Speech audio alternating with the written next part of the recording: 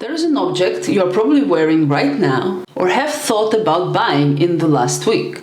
It weighs almost nothing and costs anywhere between $40,000 and $4,000. Museums have put it behind glass, economists track its resale market like a stock index, and for most of human history it did not exist. This object is a sneaker. This is a story about how fashion can tell us about the complex societal systems, about identity, and our relationship to movement.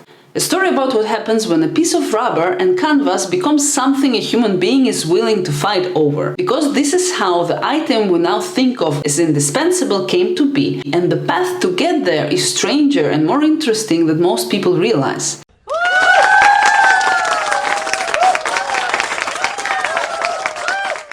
Let's start at the beginning. We're going back to the 1830s to the coast of England. The Liverpool Rubber Company created something they have called a sand shoe. It had canvas on top and the rubber sole at the bottom. They were made for the beach, and more specifically, they were quite expensive and only affordable for the upper classes who had just discovered the leisure activity of walking along the shore. They were holiday shoes worn by people who had the luxury of not needing durable footwear because they weren't working in it. So, at its very conception, the sneaker carried a class signal. The rubber that made this possible had itself only recently become usable. In 1839, an American inventor named Charles Goodyear, whose surname gave name to the company, discovered that if you treat natural rubber with sulfur and heat, it stops melting in summer and cracking in winter. They called it vulcanized rubber. Suddenly, a material that had existed for centuries used by indigenous peoples in Brazil and Central America to waterproof their feet became industry manageable. Goodyear's process did not make him rich, he died deeply in debt. But it changed the material world more than almost any other single invention of the 19th century. Back in England, those early rubber-soled shoes picked up a name: plimsolls. Named after the plimsoll line, the horizontal mark on the hull of the cargo ship that shows how deep it can safely sit in the water. The stripe where the rubber sole met the canvas upper looked exactly like it. It was a practical name for a practical object made by people who apparently thought about ships a lot. In the US, the same shoes got a different name: sneakers. And the reason is worth sitting with for a moment. Leather-soled shoes on a wooden floor make a sound, so everyone in the room knows you're coming. Rubber soles don't, they're silent. The word sneaker was first documented in an 1887 issue of the Boston Journal of Education, a teacher complaining essentially that children were using the shoes to spy on them. That is the origin story of the name. It was not due to performance and had nothing to do with athletics. It had to do with stealth. The sneaker's first cultural meeting was ability to move without being noticed. Through the late 1800s, the sporting class adopted rubber-soled shoes for croquet, lawn tennis, and cycling, activities that required quick feet on the grass. But the real turning point came when sports stopped being something only wealthy people did for recreation and became something working-class people did competitively. Basketball was invented in 1891. By 1817, Converse released a shoe specifically designed for it, the non-skid, which 2 years later became the still famous All-Star. Then a man named Chuck Taylor, a semi-professional player, started traveling around the country holding basketball clinics while wearing and selling Converse. He wasn't famous or even particularly remarkable as a player, but he showed up in gyms across America, shook hands, talked to coaches, and put the shoe on people's feet. By 1955, Converse had 80% of the entire American sneaker market, not through celebrity endorsement in the modern sense, but through a traveling salesman who understood that sport was becoming a communal experience. Essentially, these companies were giving people specific footwear for specific activities, and it was a sign for the public that there was such a thing as being an athlete. A separate role in society, an identity that is tied to the way you inhabit the body, and that through your fashion choices you could signal this role to others. That idea picked up quickly and started to get traction as a snowball. To see how it proliferated so deep into our everyday life, we need to go to Germany, to a small town called Herzogenaurach, where two brothers, Adi and Rudolf Dassler, began making athletic shoes in their mother's laundry room after World War I. By the 1930s, they had a genuine factory and a serious reputation. Adi managed to get his shoes onto the feet of the famous American athlete Jesse Owens in the 1936 Berlin Olympics. Owen won 4 gold medals in these games and drew a lot of attention not only to the skill but also to what he was wearing on the feet that won those medals. The Dassler brothers eventually had a falling out. The exact reason was never actually confirmed.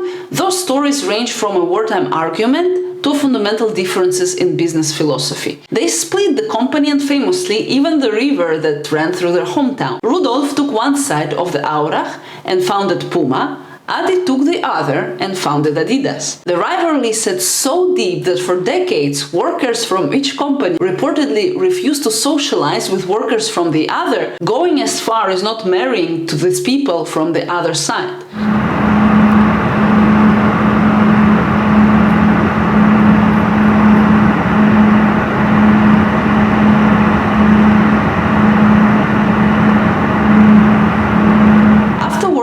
Something fundamental shifts in Western culture. The middle class grows significantly and the leisure expands. A new category of human beings emerges with money in their pocket and the need for a distinct identity. The middle class teenager. Before the 1950s, adolescence as a cultural phase barely existed. You were a child and then you worked. The post-war economic boom created a new breed of young people with enough time and just enough money to develop their own taste, their own music and their own clothing codes. Sneakers, relaxed by association with sport and news, became part of that vocabulary. Athletic shoes designed for movement and freedom began walking into the school cafeterias and onto street corners. But none of this prepared anyone for what was coming in the 70s and 80s. In the South Bronx, in the 70s, the infrastructure was collapsing, literally. Buildings were being abandoned and burned, the city was broke. Communities that had been systematically denied access to economic mobility were developing their own forms of culture, like breakdancing, graffiti, DJing, and eventually rap and hip-hop. And in the middle of all this, people were wearing Adidas Superstars. The shell-toe Superstar was originally a basketball shoe, designed in 1969, but it found its way into the Bronx the same way a lot of things find their way into cultures that aren't their intended audience through proximity and the availability. A shoe designed for NBA courts became the footwear of a movement that the NBA had never heard of. At the time, Adidas had no idea this was happening. This part tends to get lost in the official marketing histories. When Run-DMC released My Adidas in 1986, a song that was, at his core, a declaration of identity through an object, Adidas' American executives were confused about why their sales were spiking. They hadn't done anything to promote the brand, the culture had simply chosen them. The manager of Run-DMC, Larry Cohen, saw an opportunity in this situation. He brought an Adidas executive named Angelo Anastasio to Run-DMC concert at Madison Square Garden. At one point in the show, the group stopped the music and asked the crowd to hold their Adidas sneakers in the air. Thousands of sneakers went up simultaneously. Anastasio watched this happen in real time, and shortly after, Run-DMC signed a $1 million deal, the first endorsement deal between a musician act and an athletic brand in history. What Run-DMC were actually doing with that song was political signaling, and he found a very smart way to make it heard. There had been a poem circulating called Felon Stories, specifically written to associate sneaker culture with criminality, to tell young American men that their aesthetic choices were evidence of their character. My Adidas was written as a direct response to that. It was a declaration of the cultural significance of a fashion object and an attempt to eliminate the stigma. And then the corporation showed up and turned it into a product, which put the tension between the attempt of the community to claim their identity and the desire to sell. The tension was not unique to sneakers, but it is where it becomes more visible and in some ways most consequential.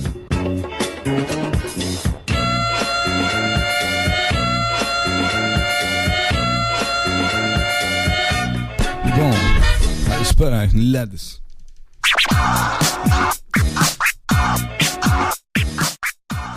One year before that Madison Square Garden concert in 1984, Nike signed a 21-year-old rookie from North Carolina named Michael Jordan to a 5-year deal worth roughly $2.5 million. Jordan did not want to sign with Nike, he wanted Adidas. It was his mother who convinced him to make the meeting. And Nike itself was not entirely sure Jordan was the right bet.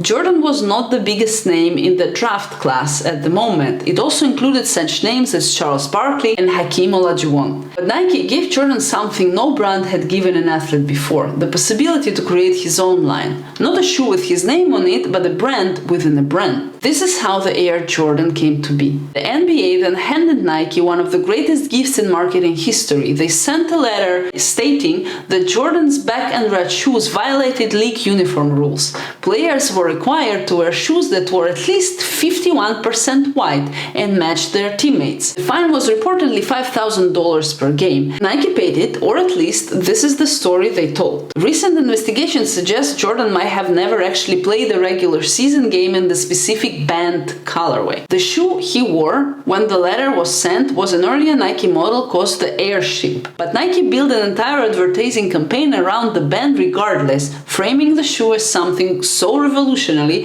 that league had to outlaw it. The slogan was, on October 18th, the NBA threw them out of the game. Fortunately, the NBA can't keep you from wearing them. It was not entirely true, but it was extraordinarily effective. Nike sold 70 million worth of Air Jordan within the first 2 months. By the end of the 1985, the number exceeded $100 million.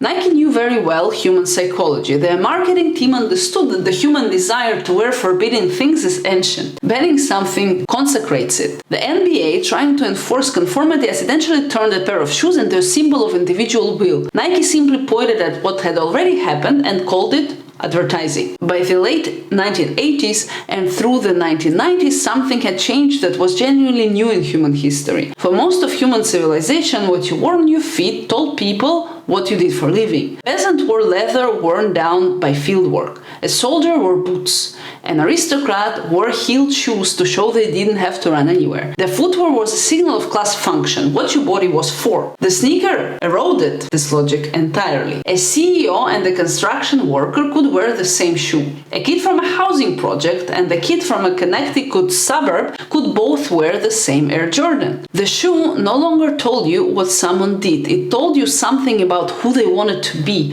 what world they were claiming membership in. This is what philosophers call a semiotic shift. The object stops signifying function and starts signifying identity. The sneaker became what the sociologist Pierre Bourdieu would call a career of cultural capital. Proof that you understood the codes of a particular world. Knowing which colorway mattered and the history of a silhouette were not trivial things now. It was a language, and fluency in it gave you access to a community. The sneakerhead subculture that emerged from this is remarkable precisely because of how seriously it takes this knowledge. Researchers who have studied these communities consistently find that what separates a true sneakerhead from what the community calls a hype beast is not money but history. Knowing where a shoe came from, why it looked the way it looked, what moment it captured. The hype beast buys the hype while the sneakerhead buys the meaning. And they will tell you at length exactly why the distinction matters. The resale market that now exists around limited edition sneakers is, depending on your perspective, either the logical conclusion of it or its complete corruption. A pair of Nike Yeezy 2 Red Octobers, retail price of which was $245, resold for over $6,000.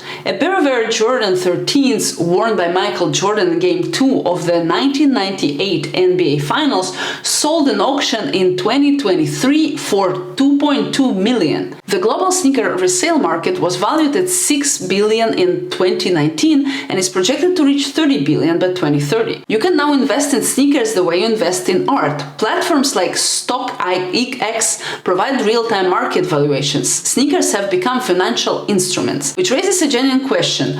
When did the shoe stop being about the body? Because the sneaker's entire origin is in human physical movement. The rubber sole exists because someone needed grip, and the high top exists because someone needed air-like support. The waffle sole, which Bill Bowman literally invented by pouring rubber into his wife's waffle in 1971, exists because a track coach was obsessed with giving giving his athletes better traction. Every technological innovation in sneaker history came from someone watching how a human body moves and trying to serve that moment better. Air cushioning came from an aerospace engineer who looked at a runner's heel strike and thought about pressure distribution. Gel compounds, carbon fiber plates, foam densities, all answers the question asked by athletes in motion.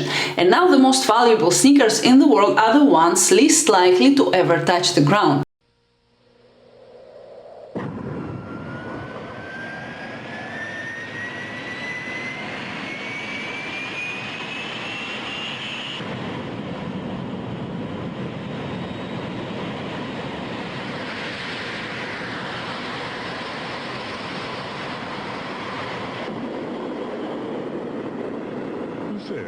Man was not meant to fly.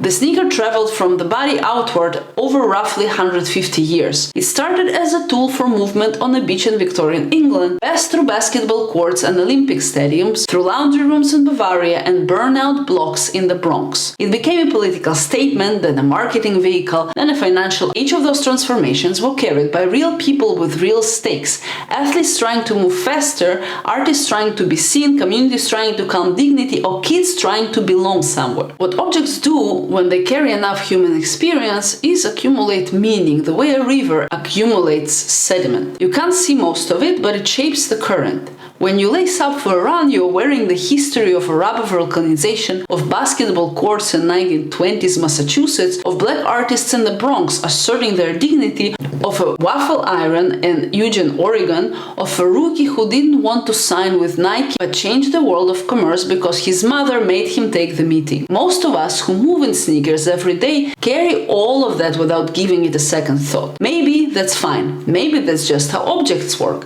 They outlast the intentions behind them and become something nobody planned. But for those of us whose lives are organized around movement, there is something worth knowing in that history. The shoe was made for the body first, and everything else came after.